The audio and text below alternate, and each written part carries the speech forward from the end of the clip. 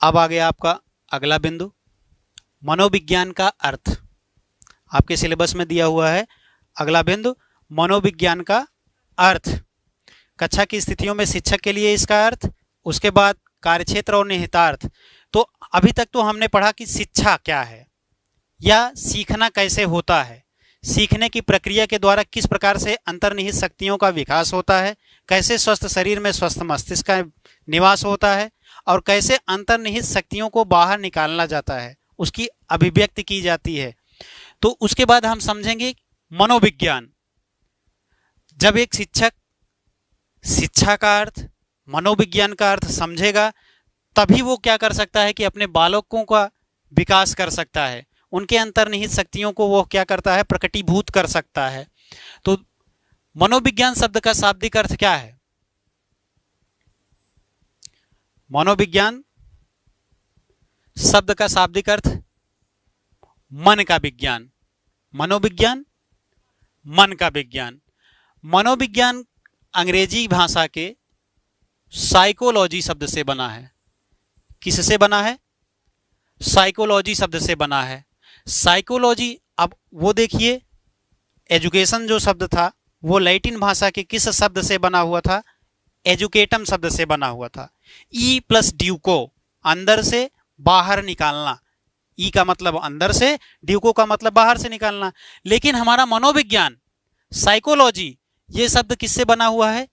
किस भाषा के? यूनानी भाषा के। किन दो शब्दों से मिलकर बना हुआ है? Psyche plus लोगस। किन दो शब्दों से मिलकर बना हुआ है? Psyche plus लोगस। अब साइकी का अर्थ होता है क्या? शॉल। शॉल मतलब आत्मा। और लॉगस का अर्थ क्या होता है? स्टडी, मतलब अध्ययन करना। तो क्या हो जाएगा? Psyche plus logos. साइकी का अर्थ है क्या? सोल। और लॉगस का अर्थ क्या है? आत्मा, अध्ययन करना, सॉरी। तो आत्मा का अध्ययन करना। साइकोलॉजी शब्द का क्या अर्थ हो गया? आत्मा का अध्ययन करना। आत्मा का अध्ययन करना, इसका क्या मतलब है? बच्चे के विचारों का अध्ययन करना, बच्चे के अंतर्निहित क्षमताओं का अध्ययन करना, उसकी क्रियाशीलता का अध्ययन करना, उसकी क्षमताओं को पढ़ना और उसके अंदर विभिन्न शक्तियों को विकसित करना। यही क्या है? मनोविज्ञान है, मन का विज्ञान। मनोविज्ञान की उत्पत्ति दो ग्रीक दार्शनिक, कौन थे? अरस्तु और प्लेटो के समय से मानी जाती है। मनोविज्ञान की उत्पत्ति किसके समय से मानी जाती है? तो अरस्तु और प्लेटो के समय से मानी जाती है। तो कभी कभी अरस्तु को अरस्तु ये दे देता है और कभी कभी अरस्तु को लिख देता है, तो थोड़ी इसकी अंग्रेजी टेढ़ी है।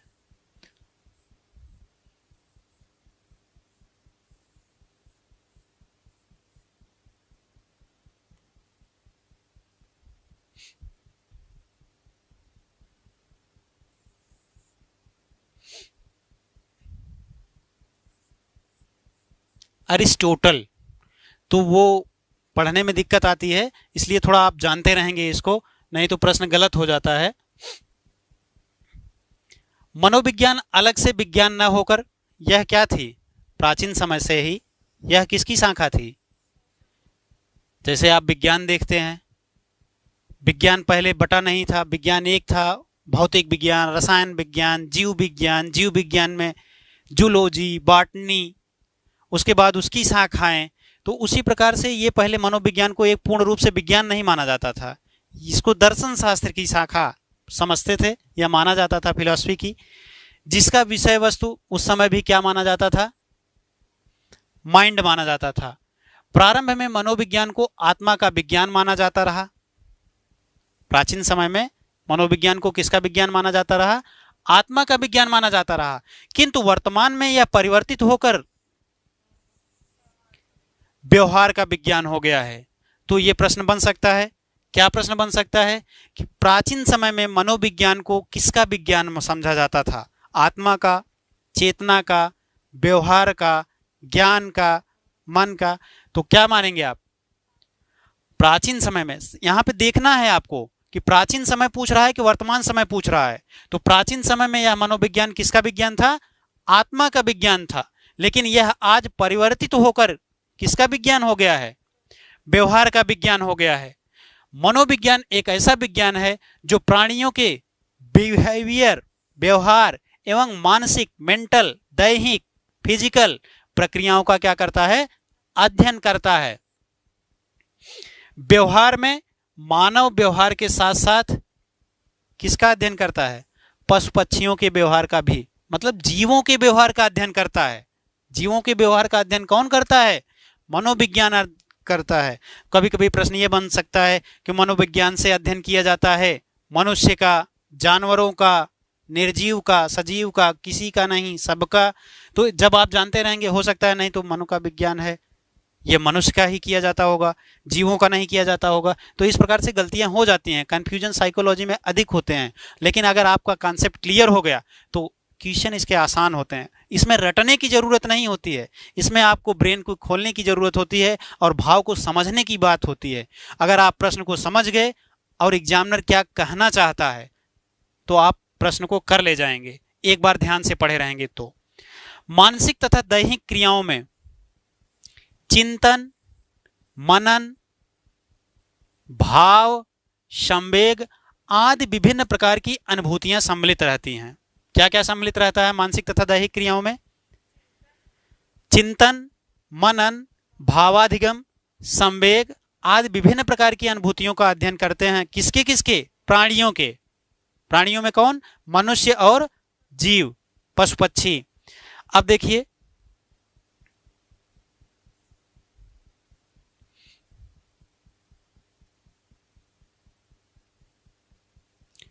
सत्रहवीं शताब्दी तथा 18वीं शताब्दी, कौन कौन सी शताब्दी? 17वीं तथा 18वीं शताब्दी के दार्शनिक कौन कौन से? Leibniz, Hobbes, Locke, Kant, Hume आदि का नाम उल्लेख है, जिन्होंने मनोविज्ञान को मन का विज्ञान कहा है। प्रश्न आ जाएगा कि मनोविज्ञान को मन का विज्ञान किसने किसने कहा है? तो इसमें आपको आ जाएगा कौन कौन से? Leibniz, Hobbes, Locke, Kant, Hume. मनोविज्ञान को व्यवहार का विज्ञान कहा गया है, तो यह भी आगे पढ़ेंगे। आत्मा का विज्ञान कहा गया है, चेतना का विज्ञान कहा गया है। इन सभी बिंदुओं में किसने क्या कहा है, बस यही सीधे सीधे प्रश्न बनता है। आप इसको नोट डाउन कर लेंगे तो आसानी से आप कर सकते हैं। देखिए, आत्मा के विज्ञान, फिर मनोविज्ञान शब्द का सर्वप्रथम प्रयोग कब हुआ था? मनोविज्ञान का नहीं, मनोविज्ञान शब्द का प्रयोग सर्वप्रथम 1590 ईस्वी में रोडोल्फ कोकल ने किया। किसने किया? रोडोल्फ कोकल ने किया। फिर देखिए, मनोविज्ञान सर्वप्रथम प्राचीन समय से ही आत्मा के विज्ञान के रूप में मनोविज्ञान, प्लेटो, अरस्तु, डेकार्टे, इन्होंने क्या माना है मनोविज्ञान को? आत्मा का विज्ञान। किसने किसने माना है मनोविज्ञान को आत्मा का विज्ञान? प्लेटो, अरस्तु, डेकार्टे। बोलते जाइए और बताते जाइए, लिखते जाइए। मन के विज्ञान के रूप में मनोविज्ञान किसने कहा है? पेस्टोलॉजी ने क्या कहा है? मन का विज्ञान। मन का विज्ञान कौन? मनोविज्ञान। किसने कहा? पेस्टोलॉजी ने कहा। फिर उसके बाद आ गया चेतना का विज्ञान। चेतना के विज्ञान के रूप में मनोविज्ञान, ये कौन कौन कहा है? विलियम जोन्स और विलियम वुंड। विलियम जोन्स और विलियम वुंड ने क्या कहा है? विज्ञान, मनोविज्ञान को चेतना का विज्ञान कहा है। फिर उसके बाद वर्तमान समय में मनोविज्ञान को किस विज्ञान के रूप में देखा जाता है? व्यवहार के विज्ञान के रूप में देखा जाता है। वाटसन और वुडवर्थ और स्किनर, वाटसन, वुडवर्थ और स्किनर मनोविज्ञान को वर्तमान समय में व्यवहार के विज्ञान के रूप में देखते हैं। अब इसमें फिर से कुछ शिक्षा शास्त्री या दार्शनिक अपने मत दिए हुए हैं, उन्होंने मनोविज्ञान को बताया है। वुडवर्थ के अनुसार वुडवर्थ के अनुसार सर्वप्रथम मनोविज्ञान ने, अब जैसे कि अभी हमने आपको बताया, ये पहले मनोविज्ञान क्या था? आत्मा था, फिर क्या हुआ? मन हुआ, फिर क्या हुआ? चेतना हुआ, फिर क्या हो गया? व्यवहार हो गया। लेकिन आप सटीक से एक ही सेंटेंस में देख सकते हैं, वुडवर्थ ने कहा कि सर्वप्रथम मनोविज्ञान ने अपनी किसका त्याग किया? आत्मा का त्याग किया। उसके बाद उसने किसका त्याग किया? मन का त्याग किया। फिर उसने अपनी किसका त्याग किया? अब वह किसको स्वीकार करता है? व्यवहार की विधि को स्वीकार करता है, या किसको स्वीकार करता है? अब प्रश्न इसमें बनता है, मनोविज्ञान व्यवहार की विधि के पूर्व किसका विज्ञान माना जाता था? तो किसका विज्ञान माना जाता था? कमेंट में बताइए। चेतना का विज्ञान माना जाता था। फिर यह प्रश्न बन सकता है कि मनोविज्ञान चेतना के विज्ञान से पूर्व किसके विज्ञान के रूप में जाना जाता था? तो किसके विज्ञान के रूप में जाना जाता था? मन के विज्ञान के रूप में जाना जाता था। फिर प्रश्न बन सकता है कि मनोविज्ञान मन के विज्ञान से पूर्व या मन के विज्ञान के बाद क्या बना? तो उसके पूर्व मन के विज्ञान या मन को त्याग करने से पूर्व वह क्या था? आत्मा था। लेकिन मन को त्याग करने के बाद वह क्या बना? चेतना बना। तो इस क्रम को आप जरूर जानिए। और ये लाइन एकदम सटीक दे देता है कि सर्वप्रथम मनोविज्ञान ने अपनी आत्मा का त्याग किया, फिर उसने अपने मन का त्याग किया, फिर उसने अपनी चेतना का त्याग किया, अब वह व्यवहार की विधि को स्वीकार करता है। यह किसने कहा? तो किसने कहा? वुडवर्थ ने कहा। Very good. अब देखिए, फिर मनोविज्ञान के बारे में कुछ दार्शनिकों ने अपने मत दिए हुए हैं, इसको आप जरूर जानिए। लाइन दे सकता है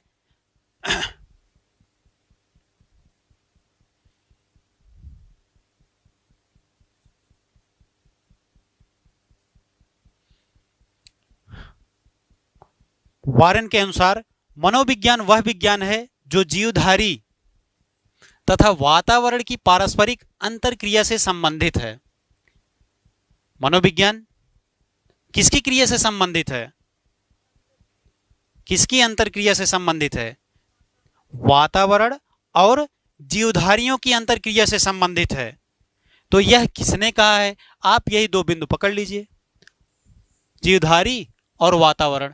जीवधारी और वातावरण किसने कहा है? वारेन ने कहा है। जीवधारी वातावरण की आंतरिक क्रिया या अंतरक्रिया किसने कहा है? वारेन ने कहा है। पूरी परिभाषा को आपको नहीं रटना है, पूरी परिभाषा आप रटेंगे तो हो सकता है दबाव फील करें और भूल जाएगा। तो इसलिए जीवधारी और वातावरण की अंतरक्रिया किसने कहा? वारेन ने कहा। तो psychology is the science which deals with the mutual inter relation between an organism and environment according to Warren. फिर आ गया कौन?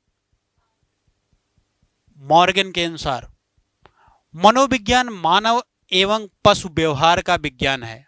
बहुत अच्छी परिभाषा है, जिस प्रकार से अरस्तु वाली थी, स्वस्थ शरीर में स्वस्थ मस्तिष्क का निवास होता है, उसी प्रकार से मानव एवं पशु व्यवहार का विज्ञान मनोविज्ञान है।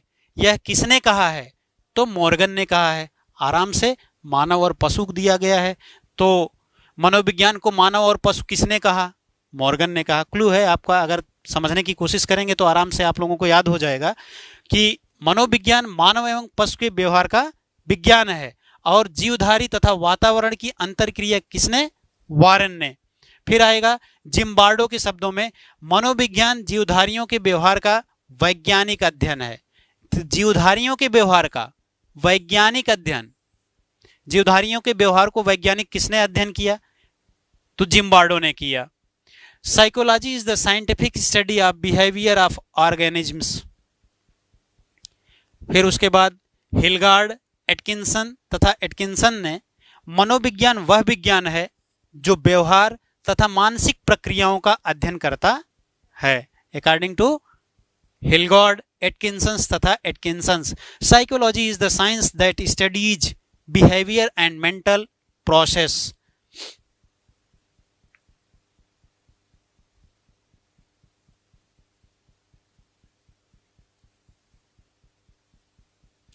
कुछ परिभाषाएं और दी हुई हैं।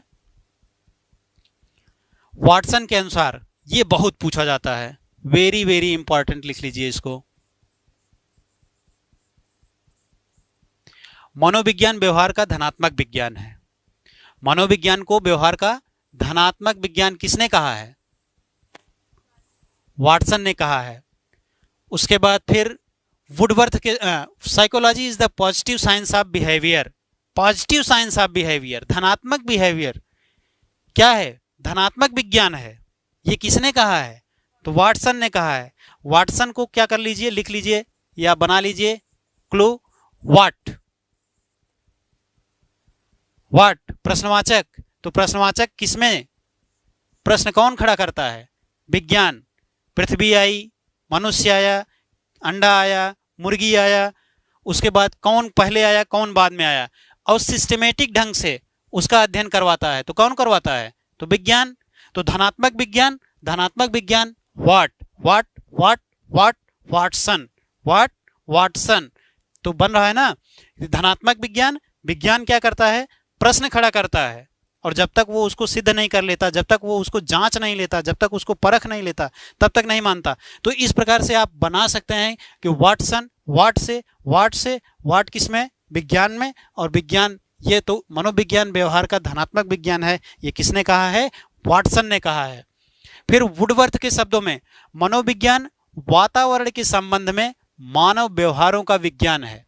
निमोनिक बनाना आवश्यक होता है, जिससे हमारे दिमाग में कुछ बिंदु क्लिक हो जाते हैं, और उसी के माध्यम से हम क्या करते हैं? आसानी से परिभाषाओं को पकड़ लेते हैं। नहीं तो परिभाषाओं को पकड़ना आसान नहीं होता। परिभाषाएं बड़ी लंबी लंबी लेंदी होती हैं और साहित्यिक भाषा में होती हैं।